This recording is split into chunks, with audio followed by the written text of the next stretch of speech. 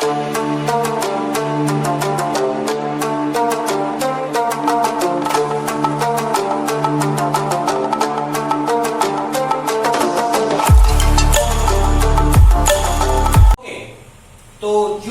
Progression আমরা দেখব theory part. কাকে জিওমেট্রিক প্রোগ্রেশন বলে? আমরা যেমন অ্যারিথমেটিক প্রোগ্রেশন বলেছিলাম কাকে, যে একটা সিকোয়েন্স অফ নাম্বার, এরাই হচ্ছে একটা অ্যারিথমেটিক প্রোগ্রেশন যদি এরা একটা প্রপার্টি ফলো করে। কি প্রপার্টি ফলো করবে? যে কোনো একটা টার্ম সেখান থেকে তার যে প্রিভিয়াস টার্ম এটা যদি সাবট্রাক্ট করি, বিয়োগ করি, তাহলে যে ডিফারেন্সটা পাবো সেটা সব জায়গায় সেম, তার মানে একটা কমন ডিফারেন্স থাকবে। তেমনি জিওমেট্রিক প্রোগ্রেশনে কি হবে? জিওমেট্রিক প্রোগ্রেশন বেসিক্যালি একটা সিকোয়েন্স অফ নাম্বারস, এবং সেই সিকোয়েন্স অফ নাম্বারসটা একটা প্রপার্টি হোল্ড করছে। কি প্রপার্টি হোল্ড করছে? যে যে কোনো একটা নাম্বার সেখান থেকে তার প্রিভিয়াস নাম্বারটা ডিভাইড করলে যে রেশিওটা পাবো সেই রেশিওটা অলওয়েজ সব জায়গায় কি হবে? সেম হবে। পরিষ্কার? তাহলে আমরা জিনিসটাকে ডিফাইন করবার চেষ্টা করি। প্রথমে ডেফিনেশন লেখার চেষ্টা করি। তাহলে জিওমেট্রিক প্রোগ্রেশনের ডেফিনেশন কি? A sequence of number is said to be a sequence of numbers is said to be in geometric progression. ওকে, মানে জিপি তে রয়েছে। ইন জিপি ফুল ফর্ম কি? ফুল ফর্ম হচ্ছে জিওমেট্রিক প্রোগ্রেশন। যদি সেটা কি করে? সেটা একটা ক্রাইটেরিয়া ফলো করে। কি ক্রাইটেরিয়া? সেটা হচ্ছে যে প্রত্যেকটা টার্ম, প্রথম টার্মটাকে বাদ দিয়ে, প্রথম টার্ম থেকে শুরু হচ্ছে, প্রথম টার্মটাকে বাদ দিয়ে যে কোনো টার্ম তার আগের টার্মের রেশিও, যে কোনো টার্ম বাই তার আগের টার্ম, এই যে রেশিওটা, এই রেশিওটা সব জায়গায় সমান হবে। তাহলে if each term after the first, if each term after the first, মানে ফার্স্ট টার্মটাকে আমি বাদ রেখেছি। if each term, প্রতিটা টার্ম after the first, মানে ফার্স্ট টার্মটাকে বাদ রেখে is obtained by multiplying the preceding term, is obtained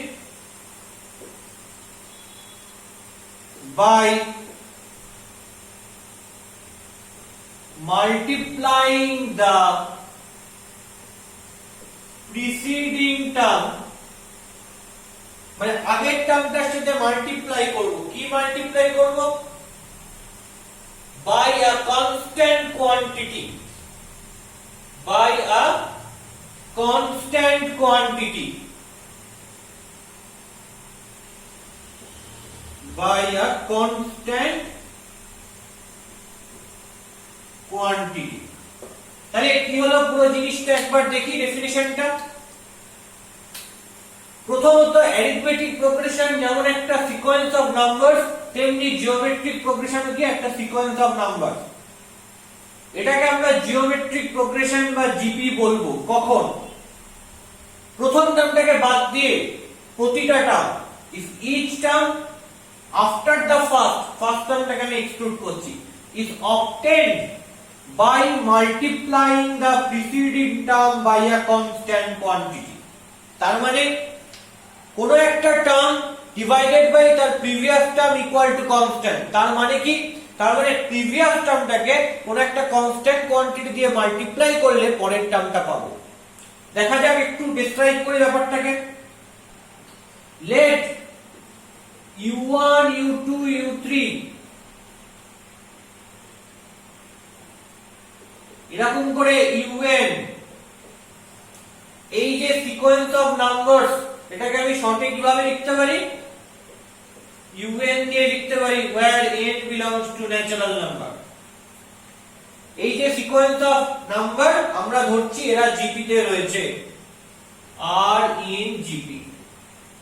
geometric প্রোগ্রেশনের short form. তাই ডেফিনিশন বলেছে ফার্স্ট টার্মটা বাদ দিয়ে যে কোনো টার্ম কিভাবে পাওয়া যাবে, তার আগের টার্মটার একটা কনস্ট্যান্ট মাল্টিপ্লাই করে। তাহলে সেই কনস্ট্যান্ট টার্মটাকে আমরা বলছি আর। তাহলে let constant term is r. Always এই কনস্ট্যান্ট টার্মটাকে নন জিরো হতে হবে, কেন যেহেতু আমরা মাল্টিপ্লাই করছি, জিরো দিয়ে মাল্টিপ্লাই করলে সেটা জিরো হয়ে যায়। তাহলে constant term is r that is not equal to zero. তার মানে আরটা কি হতে পারে, আরটা গ্রেটার দেন জিরো হতে পারে আর লেস দেন জিরো হতে পারে, বাট স্ট্রিক্টলি জিরো হবে না। তাহলে আর may be greater than 0 or maybe less than 0। কিন্তু এটুকু খেয়াল রাখতে হবে যে আরটা যেন এক্স্যাক্টলি ইকুয়াল টু 0 না হয়। তার মানে ফার্স্ট টার্মটা বাদ দিয়ে সেকেন্ড টার্মটা u2 কি করে পাওয়া যাচ্ছে, তার আগের টার্মটাকে কনস্ট্যান্ট দিয়ে মাল্টিপ্লাই করে, মানে u1 কে কনস্ট্যান্ট দিয়ে মাল্টিপ্লাই করে, তাহলে u1 ইনটু r। তাহলে খেয়াল করো পরের টার্মটা u2 বাই u1 যদি করে দিই তাহলে কি হবে, এই r টুকু পড়ে থাকবে। সিমিলারলি আমি u3 টাকে কি করে পাবো, তার আগের টার্ম u2 কে r দিয়ে মাল্টিপ্লাই করে u2 ইনটু r। তাহলে আমি যদি u3 বাই u2 করি তাহলে কি হয়ে যাচ্ছে, শুধু r পড়ে থাকছে, এই rটা পড়ে থাকছে। ঠিক সিমিলারলি এইভাবে যদি চলতে থাকে ব্যাপারটা, তাহলে un, ঠিক আছে, এইটা কি করে পাবো, তার আগের টার্মটাকে r দিয়ে মাল্টিপ্লাই করে, ডেফিনিশন যা বলছে। তো তার আগের টার্ম কি n - 1 তম টার্ম, মানে n - 1 তম পদ। তাহলে un - 1 n টার্মের আগের টার্ম, আর পরের টার্ম কি হয় n প্লাস 1। তাহলে আগের টার্মটাকে যদি r দিয়ে মাল্টিপ্লাই করি তাহলে কি হবে un। তাহলে এখান থেকে আমি কি পাচ্ছি, un by un - 1 equal to r।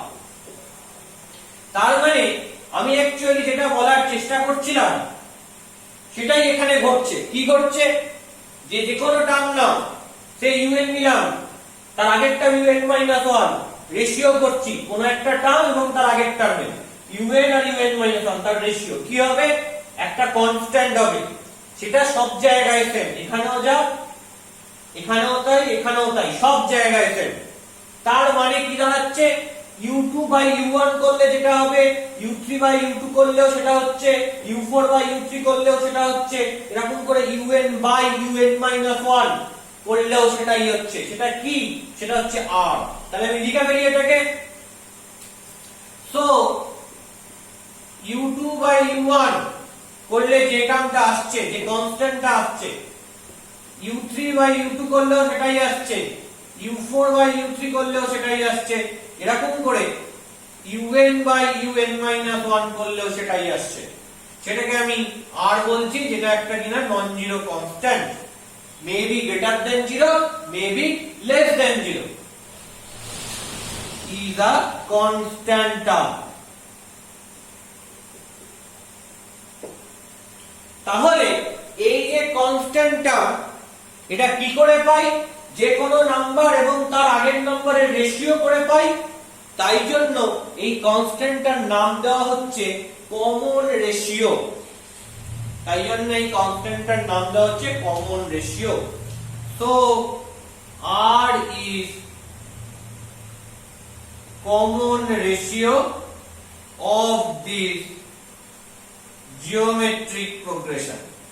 তাহলে আরটা কি, আরটা হচ্ছে কমন রেশিও এই যে জিওমেট্রিক প্রোগ্রেশন। তাহলে কি হলো, ব্যাপারটা পরিষ্কার হলো। এটা বোঝা গেল যে কোন একটা জিওমেট্রিক প্রোগ্রেশন আমরা কি করে পেতে পারি। আমার কাছে একটা সিকোয়েন্স অফ নাম্বারস রয়েছে, এটাকে আমরা বলবো এটা জিওমেট্রিক প্রোগ্রেশন ফলো করে বা জিপি তে থাকে। কখন, যদি দেখি প্রথম টার্মটা বাদ দিয়ে যে কোনো টার্ম কিভাবে পাচ্ছি, তার আগের টার্মটার সঙ্গে একটা কনস্ট্যান্ট গুণ করে পাচ্ছি, তখনই সেই সিকোয়েন্স অফ নাম্বার এদেরকে বলবো এরা জিওমেট্রিক প্রোগ্রেশন ফলো করছে। অথবা ডেফিনিশনটা এভাবে বলতে পারি যে একটা সিকোয়েন্স অফ নাম্বার এরা জিওমেট্রিক প্রোগ্রেশন ফলো করবে যদি সেই সিকোয়েন্স অফ নাম্বারের যে কোনো টার্ম এবং তার আগের টার্মের রেশিও অলওয়েজ কনস্ট্যান্ট হয়। ঠিক সেই কনস্ট্যান্টটার আমরা একটা নাম দিয়েছি, সেই কনস্ট্যান্টটাকে আমরা বলছি কি কমন রেশিও। তাহলে জিওমেট্রিক প্রোগ্রেশনের জন্য কোন দুটো জিনিস ইম্পর্টেন্ট? এক হচ্ছে ফার্স্ট টার্মটা ইম্পর্টেন্ট, আর একটা হচ্ছে কমন রেশিওটা ইম্পর্টেন্ট। যদি ফার্স্ট টার্ম আর কমন রেশিও এই দুটো জিনিস জেনে যায়, তাহলে দেখো খেয়াল করে পুরো প্রোগ্রেশনটা লিখে ফেলতে পারবো।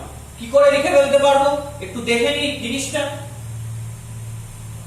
তাহলে ডেফিনেশনটা বুঝে দেখে নিই যে ফার্স্ট টার্ম আর কমন রেশিওটা জানা থাকলে কি করে পুরো প্রোগ্রেশনটাকে লিখে ফেলা সম্ভব। তাহলে let first term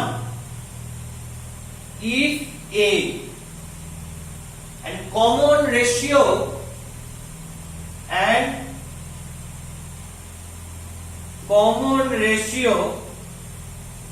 is R, তার কোন একটা GP of a GP।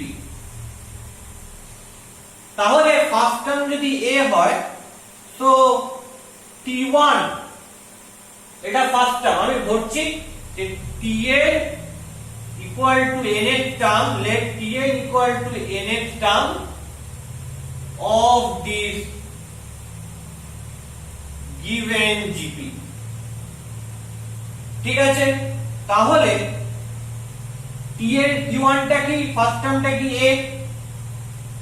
আচ্ছা, R টা জানি, কমন রেশিওটা জানি, তাহলে T2 টা কি হবে, সেকেন্ড টার্মটা কি হবে বলেছি, তার আগের টার্মটার সঙ্গে কমন রেশিও যে কনস্ট্যান্ট কোয়ান্টিটিটা মাল্টিপ্লাই করে দিতে হবে। এখানে মনে রাখতে হবে যে R টা কিন্তু must be not equal two 0, এটা কিন্তু কখনোই 0 হতে পারে না, 0 হলে কোনো একটা প্রোগ্রেশন ফর্ম করবে না। তাহলে T2 টা কি করে পাবো, তার আগের টার্মের সঙ্গে কনস্ট্যান্ট কোয়ান্টিটি R টা মাল্টিপ্লাই করে, তাহলে T2 টা হবে A into R। T3 টা কি হবে, তার আগের টার্ম A into R মানে AR, এর সঙ্গে আবার কনস্ট্যান্ট কোয়ান্টিটি R টা মাল্টিপ্লাই করে, তাহলে সেটা কি হবে, সেটা হবে AR স্কয়ার। T4 টা কি হবে, তার আগের টার্ম T3 মানে AR স্কয়ার, এর সঙ্গে আবার কনস্ট্যান্ট কোয়ান্টিটি R টা মাল্টিপ্লাই করে, তাহলে কি হবে সেটা AR কিউব। এটা অ্যাকচুয়ালি দুভাবে বিশ্লেষণ করা যায়, একটা হচ্ছে আগের টার্মের সঙ্গে কনস্ট্যান্ট কোয়ান্টিটি মাল্টিপ্লাই করে, আর অথবা আমি বলতে পারি যে কোনো টার্ম এবং তার প্রিভিয়াস টার্মের রেশিওটা ওই কনস্ট্যান্ট, এইভাবেও বলা যায়। তো তুমি যে কোনো ভাবে বলতে পারো, তো আমি এইভাবে প্রসিড করছি, ওভাবেও প্রসিড করা যেত, কোনো অসুবিধা ছিল না। তাহলে T5 টা কি হবে, T4 A into R cube, এর সঙ্গে কনস্ট্যান্ট কোয়ান্টিটি R মাল্টিপ্লাই করে, তাহলে হবে A R to the power 4, এইভাবে চলতে থাকছে। তাহলে এখন এইটা খুব স্বাভাবিকভাবে প্রশ্ন চলে আসলো, এর nth টার্মটা কি করে বার করব। তাহলে এই nth টার্ম বার করার যে ফর্মুলা সেটা কিন্তু আমায় মনে রাখতে হবে। খেয়াল করো, T1 ফার্স্ট টার্মেও একটা A রয়েছে, T2 এখানেও একটা A রয়েছে, T3 তেও একটা A রয়েছে, T4 এও রয়েছে, T5 এও রয়েছে, সব জায়গাতেই একটা করে A প্রথমে প্রোডাক্ট আকারে রয়েছে। তাহলে Tn তেও একটা A প্রথমে প্রোডাক্ট আকারে থাকবে, আর তার সঙ্গে কে থাকবে, ফার্স্ট টার্মে দেখো R নেই, তার মানে R to the power 0। Second টার্মে কি আছে, R আছে কিন্তু পাওয়ার 1। থার্ড টার্মে কি আছে, R আছে পাওয়ার 2, তাহলে ফার্স্ট টার্মে 0 এক কম, সেকেন্ড টার্মে 1 এক কম, থার্ড টার্মে 2 এক কম, ফোর্থ টার্মে 3 এক কম, ফিফথ টার্মে 4 মানে এক কম। তার মানে যত নম্বর টার্ম R এর পাওয়ারটা কি হচ্ছে, তার থেকে এক কম হচ্ছে। তাহলে এখানে রয়েছে কত নম্বর টার্ম, nth টার্ম, তাহলে এখানে R এর পাওয়ারটা হবে n এর থেকে এক কম, তাহলে n এর থেকে এক কম হলে কি হবে n-1। তার মানে এই ফর্মুলাটা তোমায় মনে রাখতে হবে যে কোনো একটা জিওমেট্রিক প্রোগ্রেশন যার ফার্স্ট টার্ম যদি a হয় আর কমন রেশিও যে কনস্ট্যান্ট কোয়ান্টিটি সেটা যদি r হয়, যেটা কিনা একটা নন জিরো টার্ম, তাহলে আমি তার nth টার্মের ফর্মুলাটা বলতে পারবো a into r to the power n minus 1। কি বলতে পারবো ফর্মুলাটা nth টার্মের? a into first term into r to the power n minus 1। সেটা কিভাবে বার করলাম? সেটা এই সিরিজগুলো যে এই সিকোয়েন্সগুলোর যে টার্মগুলো রয়েছে t1 t2 t3 t4 t5 সেগুলোকে দেখে জেনারালাইজ করলাম রেজাল্টটা যে এর nth টার্মটা কি হতে পারে। ঠিক আছে, তার মানে আমি এখান থেকে কি পাচ্ছি? তার মানে আমি এখান থেকে এই জিওমেট্রিক প্রোগ্রেশনটা পেয়ে যাচ্ছি। কি করে জিওমেট্রিক প্রোগ্রেশনটা পাচ্ছি? লিখে ফেলি এখানে।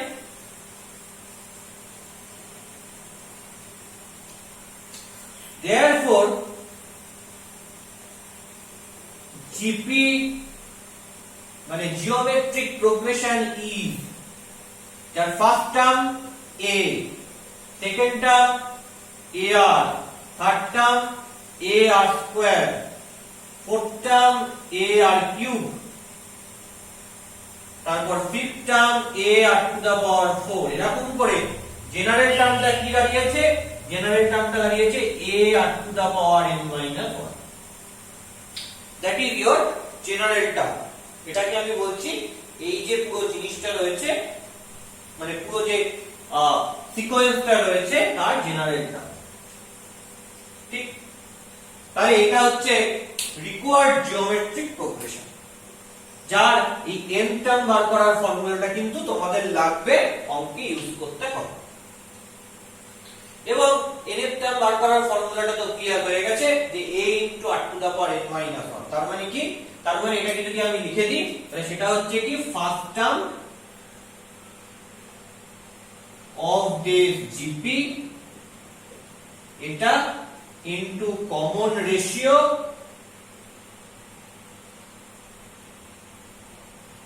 whole to the power n minus 1। এটাই হচ্ছে ফর্মুলা।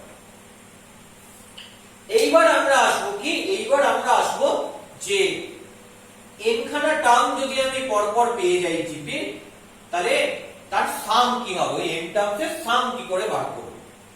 তাহলে এরপরে আমরা কি দেখব? To find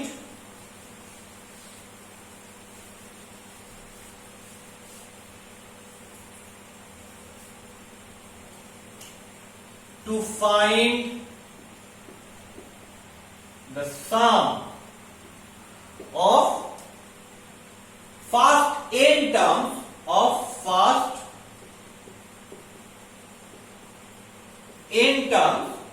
of this geometric progression of the GP geometric progression। তাহলে প্রথম n টা টার্মের সাম কি হবে? এই জিওমেট্রিক প্রোগ্রেশন। কি করে প্রথম n টা টার্মের সাম এই জিওমেট্রিক প্রোগ্রেশনের আমি ফাইন্ড আউট করব?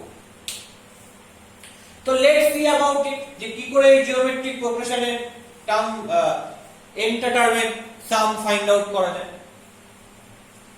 খেয়াল করে দেখো, আমি লিখছি লেট Sn টা কি? Sum of first n terms of this GP. সেখানে জিওমেট্রিক প্রোগ্রেশনটা কি? জিওমেট্রিক প্রোগ্রেশন হচ্ছে এটা, সেটা আমার কাছে রয়েছে, যার ফার্স্ট টার্মটা a আর কমন রেশিওটা r। তার টার্মগুলো কি a ar ar square ar cube. এইটার আমি প্রথম n টা টার্মের সাম বার করছি। কেন? কারণ এটাই আমার স্ট্যান্ডার্ড জিওমেট্রিক প্রোগ্রেশন। তাহলে Sn টা কি? Sum of first n terms of the GP. এই জিপিটা আসলে কি? সেই জিপিটা আসলে a ar ar স্কয়ার, এরকম করে a r to the power n minus 1 and so on। তো সাম অফ ফার্স্ট n টার্মস বলেছে, তার মানে Sn টা কি হবে? t1 plus t2 plus t3 এরকম করে আপ টু tn অবধি হবে। তাহলে এটাকে আমি লিখে ফেলি Sn টা কি আসলে T1 টা কি a, T2 টা কি ar, T3 টা কি ar স্কয়ার, এরকম করে Tn টা কত ar to the power n minus 1। তাহলে এই সামটা ক্যালকুলেট করতে হবে। কি করে ক্যালকুলেট করব দেখো, খুব ইন্টারেস্টিং। এর যে ক্যালকুলেশনের প্রসিডিওরটা বা এর যে সাম বার করার ওয়েটা, এটা খুব ইন্টারেস্টিং। কি রকম ভাবে করব? এটা তো n টার্মের সাম, তো আমি একটা কাজ করি, পরের বার এই n টার্মের সামটাকেই লিখব, কিন্তু কিভাবে লিখব একটু ডিফারেন্ট ওয়েতে লিখব। কিভাবে লিখব?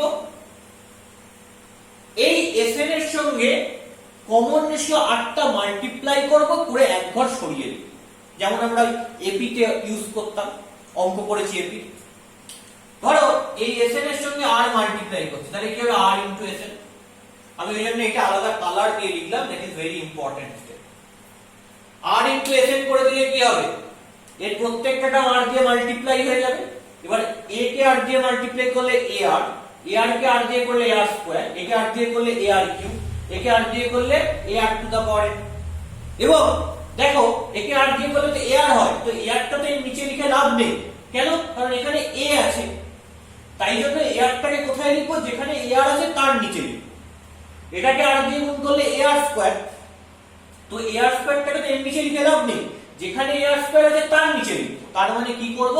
তার মানে এই যে টার্মগুলো r দিয়ে গুণ করার পর পরপর নিচে নিচে লিখে দেব না, এক ঘর সরিয়ে সরিয়ে দেব। খেয়াল করো, a কে যদি r দিয়ে গুণ করি তাহলে ar হয়, তাহলে এর নিচে না লিখে আমি এক ঘর সরিয়ে এর নিচে লিখছি। কেন? কারণ এখানে ar আছে তাই। এটাকে r দিয়ে গুণ করলে ar স্কয়ার হয়, সেটা এর নিচে না লিখে এক ঘর সরিয়ে লিখলাম। ar স্কয়ার কে r দিয়ে গুণ করলে ar কিউব হয়, এটাকে না নিচে লিখে এক ঘর সরিয়ে লিখলাম। এরকম করে a r to the power n minus 1, একে r দিয়ে গুণ করলে কি হয় a r to the power n। তো একে a r to the power n minus 1 এর নিচে না লিখে এক ঘর সরিয়ে লিখলাম। তাহলে এইবার কি হবে? এইবার পুরো জিনিসটাকে সাবট্রাক্ট করে দাও। সাবট্রাক্ট করে দিলে কি হবে? এটা মাইনাস হবে, এখানে মাইনাস আসবে, এখানে মাইনাস, এখানে মাইনাস, এগুলো সব মাইনাস চলে আসবে। তাহলে এটা হচ্ছে কি? সাবট্রাকশন। তাহলে এখানে সাবট্রাক্ট করলে কি হবে? Sn minus r into Sn। এখানে প্রথমে এইটা থেকে আসবে a, এখানে সাবট্রাক্ট করলে এই দুটো কেটে যাবে, সাবট্রাক্ট করলে কেটে যাবে, এগুলো কাটবে, এটা এটার সাথে কাটবে। তাহলে পড়ে থাকবে কি? এই টার্মটা পড়ে থাকবে, এগুলো কাটাকুটি হওয়ার পর সেটা হচ্ছে minus a into r to the power n। তাহলে কি পড়ে রয়েছে? Sn minus r into Sn equal to a minus a r to the power n। তাহলে এখান থেকে যদি Sn টা কমন নিই তাহলে 1 মাইনাস r, ওকে যদি a টা কমন নিয়ে নিই তাহলে হবে 1 minus r to the power n। তাহলে Sn টা কি হবে? a into 1 minus r to the power n by 1 minus r। তাহলে Sn টা পেলাম a into 1 minus r to the power n by 1 minus. একটা জিনিস খেয়াল করে দেখো, নিচে 1 মাইনাস r পেয়েছি, তো r টা যদি 1 হয় তাহলে 1 মাইনাস r টা 0 হয়ে যাবে, তাহলে সেটা আবার আনডিফাইন্ড হয়ে যাবে। তার মানে এখান থেকে আমি আরেকটা ক্রাইটেরিয়া আমি দিলাম r এর। আগে আমি জানতাম r টা 0 না হলে হবে, কারণ r 0 হলে কোনো প্রোগ্রেশনই ফর্ম করবে না, ফার্স্ট টার্মটা থাকবে, পরেরগুলো সব 0। তাহলে এখান থেকে আমি আরেকটা জিনিস পেলাম যে r টা কিন্তু 1 হলেও হবে না। দেখো r টা 1 হলে কি হবে? প্রথমটা a, তারপরটা a, তারপরটা a, তারপরটা a, সবই তো একই টার্ম হয়ে যাবে। তার মানে কোনো আলাদা প্রোগ্রেশনের মানে দাঁড়ালো না। এবং r টা যদি 1 হয়ে যায়, সবচেয়ে গন্ডগোল হবে এখানে সামটা ক্যালকুলেট করতে পারবো না, সামটা কি হয়ে যাবে? সামটা আনডিফাইন্ড হয়ে যাবে। তার মানে এখানে যে কন্ডিশনটা পেলাম যে assuming r must be not equal to 1, assuming r must be not equal to 1, তাহলে কি অ্যাজিউম করে নিতে হবে? অ্যাজিউম করে নিতে হবে r টা নিশ্চিতভাবে 1 হবে না। তার মানে তাহলে Sn টা কি পেলাম, a into 1 minus r to the power n by 1 minus r। এবার দেখো যদি আমি উপর নিচ থেকে একটা মাইনাস কমন নিয়ে নিই তাহলে Sn টাকে কি লিখতে পারি, Sn টাকে লিখতে পারি উপর নিচ থেকে মাইনাস কমন নিয়ে কাটাকাটি করে দিলে a into r to the power n minus 1 by r minus 1 এটা লিখতে পারো। তাহলে Sn এর অ্যাকচুয়ালি দুটো রিপ্রেজেন্টেশন পাওয়া গেল। কি কি রিপ্রেজেন্টেশন পাওয়া গেল লিখি এখানে।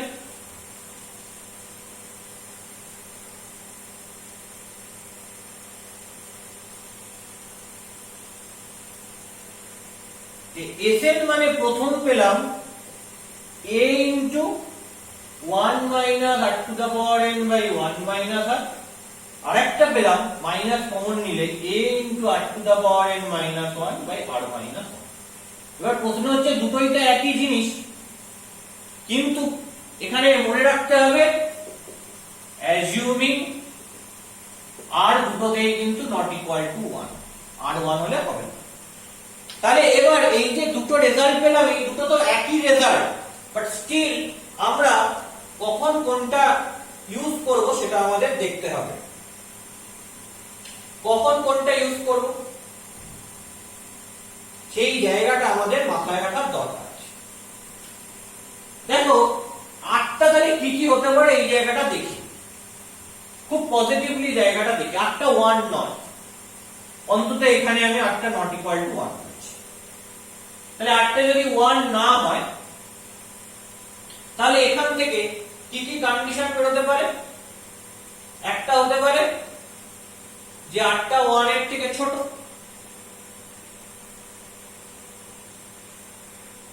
ঠিক।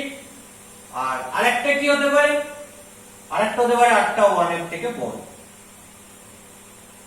এবার আমি বলেছি আর আবার 0 নয়, কারণ 0 হলে আবার জিওমেট্রিক প্রোগ্রেশন তৈরি হবে না, একটা টার্ম পাবো তারপর থেকে সবাই 0, তো সেটা অন্য ম্যাটার। তাহলে 8টা যখন 1 নয় তাহলে 8টা 1 এর থেকে ছোট হতে পারে, ঠিক আছে, আর 8টা 1 এর থেকে বড় হতে পারে। এই দুটো বেসিক্যালি হতে পারে পজিটিভ জায়গার মধ্যে। তাহলে কোন জায়গায় আমি কি ইউজ করব, দেখো 8টা যদি 1 এর থেকে ছোট হয় তাহলে 1 মাইনাস আর 8টা যদি এদিকে নিয়ে আসি তাহলে সেটা গ্রেটার দেন 0, এটা পজিটিভ। আবার 8টা যদি 1 এর থেকে বড় হয়, আমি যদি r মাইনাস 1 করি তাহলে সেটাও পজিটিভ। সবসময় আমায় চেষ্টা করতে হবে এই যে রেশিও গুলো এর ডিনোমিনেটর যেন পজিটিভ হয়। কেন, তোমরা যদি ডেফিনেশন খোঁজো যে কাকে রেশনাল নাম্বার বলে, সেই ডেফিনেশন থেকেই এই জিনিসটা অ্যাকচুয়ালি আসছে। যে আমি তার একটু ওই বেসিক জায়গাটা একটু বলি যে any number of the form p by q is called a rational number. Which criteria? কি criteria রয়েছে? Any number of the form p by q is called rational number. Rational number মানে কি, মানে হচ্ছে মূলদ সংখ্যা,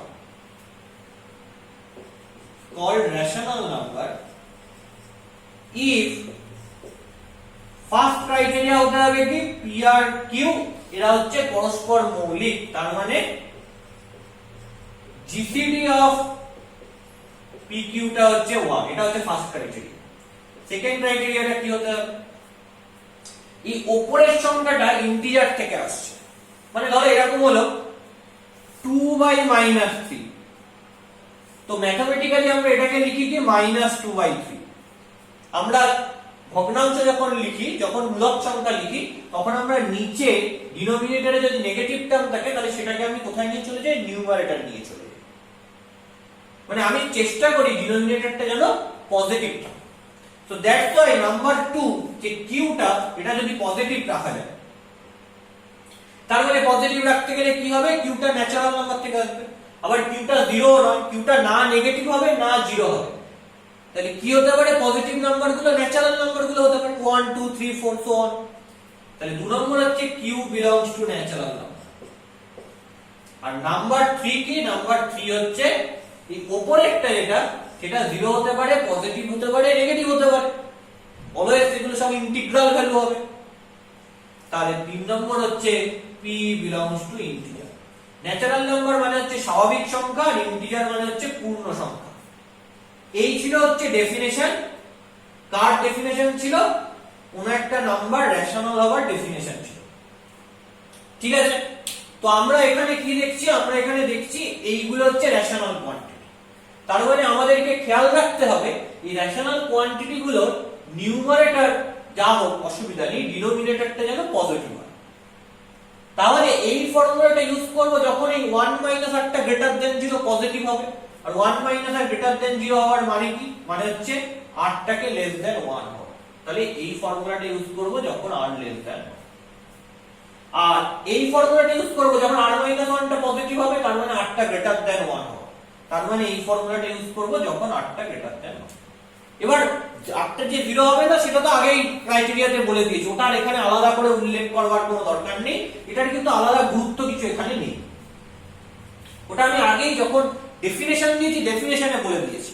এটা কোনো অ্যাসাম্পশন না, ওটা ডেফিনেশন। আমি ডেফিনেশনে নিয়ে নিয়েছি আরটা নন জিরো হবে। তো ডেফিনেশনে আমি যে ইউজ করব তার কোনো আলাদা করে ক্রাইটেরিয়া, আলাদা করে লজিক দেওয়ার দরকার পড়ে না, আলাদা করে ক্রাইটেরিয়া বা লজিক দিতেও হয় না। দ্যাট ইজ বেসিক্যালি ডেফিনেশন, ওটা পিওরলি ডেফিনেশন, ওখানে নাথিং মোর দ্যান দ্যাট, আলাদা কিছু নেই। তাহলে কখন এসএনটা এইটা হবে এবং কখন এটা হবে সেটা ক্লিয়ার হয়ে গেছে।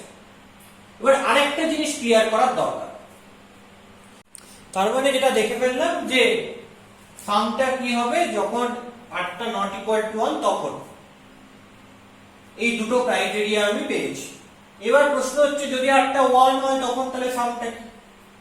তাহলে দেখে নি সেটা।